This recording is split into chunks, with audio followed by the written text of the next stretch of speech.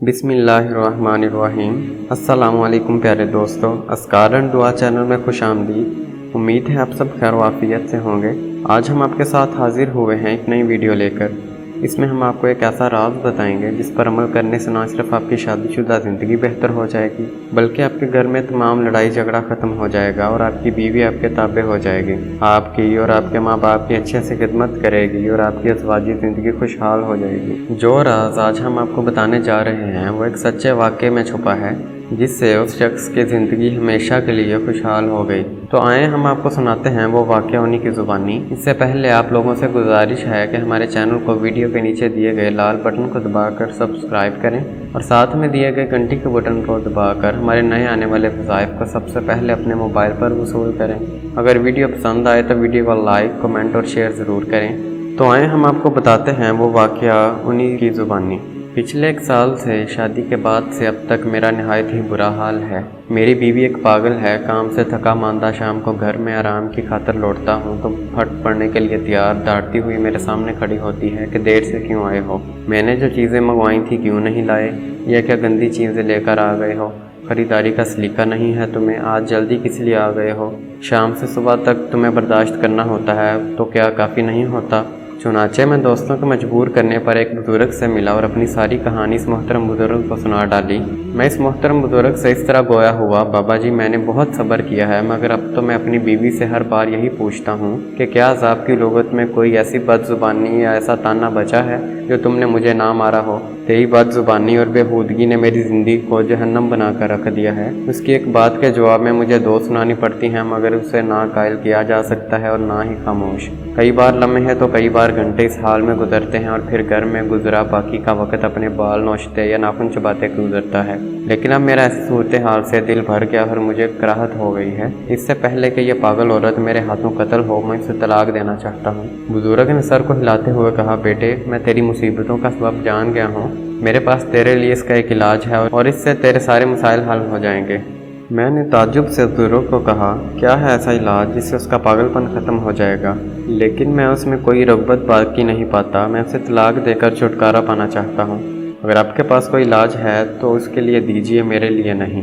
बुजुर्ग ने मुस्कुराकर अपने हाथ मेरे कंधे पर रखते हुए कहा, बेटे अल्लाह पर भरोसा रखो, आओ असर की नमाज अदा करते हैं, इसके बाद मैं तुम्हें इलाज बताऊंगा। नमाज से वापसी पर मुझे वापस बैठने का इशारा करते बुजुर्ग अपने घर तशरीफ़ ले गए।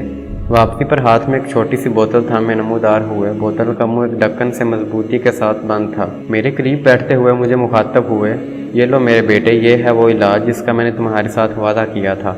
इस इलाज को तुमने अपने पास रखना है। जब अपने घर लौटो तो घर में दाखिल होने से पहले बिस्मिल्लाह पढ़कर इस बोतल में से एक ढकना भरकर मुंह में डालना है, मगर इसे आधा घंटा ना तो हलक से नीचे उतारना है और ना ही पीना है। हाँ, मगर आधे घंटे के बाद पी लेने में कोई हर्ज नहीं। और मैं ये चाहता हूँ कि तुम ये इलाज मुसलसल बगैर किसी नागा के 10 दिन तक करो और 10 दिन के बाद अल्लाह ताला के हुक्म से तुम्हारी बीवी वैसी ही बन जाएगी जिस तरह की तुम ख्वाहिश करते हो। मैंने अपने सर को हैरत के साथ झटकते हुए बुजुर्ग से कहा, ठीक है मैं ऐसा ही करूँगा जिस तरह आप हुक्म दे रहे हैं। मेरी अल्लाह ताला से दुआ है कि मेरी बीवी के पागलपन को इस दवा से शिफा दे दे। इसको पीऊँगा तो मैं, मगर असर इस पर होना है। और दूसरे दिन घर में दाखिल होने से कबल मैंने जेब से बोतल निकाली, बिस्मिल्लाह पढ़ी, एक ढकना भरकर मुंह में डाला। आपकी मालूमात की खातिर अर्ज़ कर दूं कि मैं ये जानकर हैरत ज़दा था कि साइल का जायका पानी से ज़्यादा दूर नहीं था, ना कोई रंग, ना ही बू और ना कोई मज़ा। बुजुर्ग की हिदायत के मुताबिक अमल करते मुंह को सख्ती से बंद किए मैं घर में दाखिल हुआ। कमरे में जाने के लिए किचन के सामने से होता हुआ गुजर ही रहा था कि मेरी बीवी की नज़र मुझ पर पड़ गई। हस्बे तवक्को दाएं आँख ऊपर और बाएं आँख नीचे किए। इससे पहले कि मैं सामने से हटता दांतों को पीसते हुए बोली, आखिरकार आ गए हैं आप जनाब, लाइए किधर हैं वो चीज़ें जो मैंने मंगवाई थी। हमेशा की तरह मेरा कहा हुआ तुम्हारे सर के ऊपर से गुजर गया था और खाली हाथ वापस आ गए हो। लाओ मुझे दो, मैं देखूं तो लाए क्या हो। और फिर उसने मेरी खामोशी पर हैरत से मेरे चेहरे को देखा। एक उंगली को खूंखार तरीके से मेरे चेहरे के सामने हिलाते हुए बोली, जुबान हलक में फंस गई है क्या। मौका मिलता ही मैं कमरे की तरफ दौड़ा ताकि जाकर इलाज का आधा घंटा गुजारूं। हालांकि मुझे पूरा यकीन था कि शेख साहब के इलाज का मेरी बीवी पर कोई फ़ायदा नहीं होना, ख़ास तौर पर आज तो बेअसर ही रहा था। दूसरे दिन घर दाखिल होने से कबल फिर वही इलाज दोहराया। बोतल में से ढकना पड़ा, महलूल बिस्मिल्लाह पढ़कर मुंह में डालकर घर में दाखिल हो गया ताकि मेरी बीवी अपनी मुग़लज़ात मेरे सर पर मारे और मैं अपने होंठ सख्ती से बंद किए इलाज करता रहूं। آج ذرا خیریت رہی؟ گھر والی بغور میرے چہرے کو دیکھتی رہی، شاید میری خاموشی کا سبب جاننے کی کوشش کر رہی تھی۔ چند لمحے خاموش رہ کر آہستگی سے بولی، کھانا کھاؤ گے؟ لاؤں؟ اور پھر 5 دنوں کے بعد بزرگ کے پاس بیٹھنے سے قبل میں نے انہیں سلام کیا اور پھر پوچھا، بوتل میں کیا ڈالا تھا آپ نے؟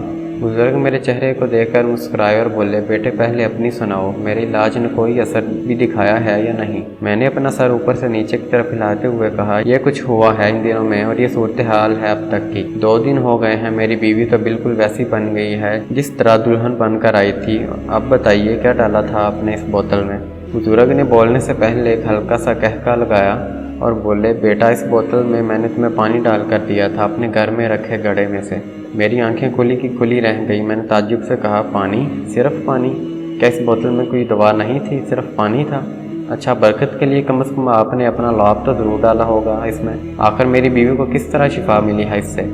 بزرگ ایک بار پھر مسکرائے اور مجھ سے یوں مخاطب ہوئے، 2 باتوں سے تمہارا مسئلہ بڑھ رہا تھا۔ پہلا، سارے دن کے کام کے بعد شام کو تم تھکے ہارے گھر پہنچتے تھے تو تمہارا مطمع نظر محض سکون اور آرام ہوتا تھا، بغیر کسی اضافی کام یا مشقت کے۔ دوسرا، تمہاری بیوی سارے دن کی تنہائی، خاموشی اور اکتاہٹ کا شکار تھی۔ تمہارے گھر پہنچنے پر وہ تم سے باتیں کرنا چاہتی تھی، مگر گفتگو کو شروع کرنے کے لیے کوئی مناسب موضوع نہ ملنے پر وہ فضول الزام تراشی پر اتر آتی تھی۔ اور اس سب خرابیوں میں تمہارا کردار یہ تھا کہ تم اس الزام بازی میں تحمل کا مظاہرہ نہیں کر رہے تھے، اس رویے کو نظر انداز کرنا تو درکنار، الٹا تم طلاق دینے کی سوچ رہے تھے۔ بیٹے، ہونا تو یہ چاہیے تھا کہ تم خاموش رہ کر اپنی بیوی کی باتیں سنتے، اس کی دلجوئی کرتے، سارے دن کی روداد سناتے یا سنتے، یا اس کو اپنے سینے کی بڑھاس نکالنے کا موقع فراہم کرتے، یا پھر محض تمہاری خاموشی ہی اس کا علاج تھی۔ تمہارے مرض کی کیفیت کو ذہن میں رکھ کر میں نے جو علاج تجویز بوتل میں بند کر کے تمہیں دیا تھا وہ محض میرے گھر کے گڑھے کا پانی تھا، تاکہ جب تک کچھ آرام پا کر تمہارا موڈ ٹھیک نہ ہو، اس وقت تک پانی منہ میں رکھ کر کم از کم تمہارے ہونٹ تو سیلے رہیں۔ میں صرف اتنا چاہتا تھا کہ تم اتنا سا ہی خاموش رہنا سیکھ جاؤ جتنی دیر میں تمہاری بیوی بغیر کسی روک ٹوک کے اپنی رویداد نہ سنا لیا کرے، اور جب وہ بول رہی ہو تو تم توجہ سے اس کو سن لیا کرو۔ اس طرح اس کے دل میں یہ بات بیٹھ سکتی ہے کہ تم جو کچھ کر رہے ہو وہ اس کی محبت کے لیے ہے، اور رد عمل کے طور پر بھی وہ ایسا رویہ اپنائے جو تمہاری دل آزاری کا باعث نہ بنے۔ بیٹے، تمہاری بیوی کا علاج تمہاری طرف سے شروع ہونا تھا، جس کی ابتدا میں نے تمہیں یہ دعا دے کر کی، اور اس علاج سے میں یہی بات تمہیں سمجھانا چاہتا تھا کہ تمہاری بیوی کی دعا صرف اور صرف تمہاری خاموشی تھی۔ جیسا کہ آپ نے یہ واقعہ سنا اور امید ہے کہ اچھی زندگی گزارنے کے لیے اس پر عمل بھی کریں گے، اس حوالے سے آپ کے لیے آخر میں ایک قیمتی مشورہ۔ سامعین، آپ بے شک بہت اچھے مقرر اور بہت اچھی گفتگو کرنے کا فن رکھنے والے ہوں گے، مگر کبھی دوسروں کو بھی بولنے کا موقع دیجیے، دوسروں کو بھی سنا کریں، شاید آپ کو اس طرح کچھ فائدہ ہی پہنچے، ورنہ کم از کم آپ کی سماعت سے بولنے والا عزت افزائی تو ضرور ہی محسوس کرے گا نا۔ اور یہی کچھ گفتگو کے آداب میں سرکار دو عالم صلی اللہ علیہ وسلم نے ہمیں تعلیمات دی ہیں کہ ایک بول رہا ہو تو دوسرے کو سننا چاہیے۔ آخر میں آپ سے ایک دفعہ پھر گزارش ہے کہ ہمارے چینل کو ویڈیو کے نیچے دیے گئے لال بٹن کو دبا کر سبسکرائب کریں، اور ساتھ میں دیے گئے گھنٹی کے بٹن کو دبا کر ہمارے نئے آنے والے وظائف کو سب سے پہلے اپنے موبائل پر وصول کریں۔ اگر ویڈیو پسند آئے تو ویڈیو کو لائک، کمنٹ اور شیئر ضرور کریں۔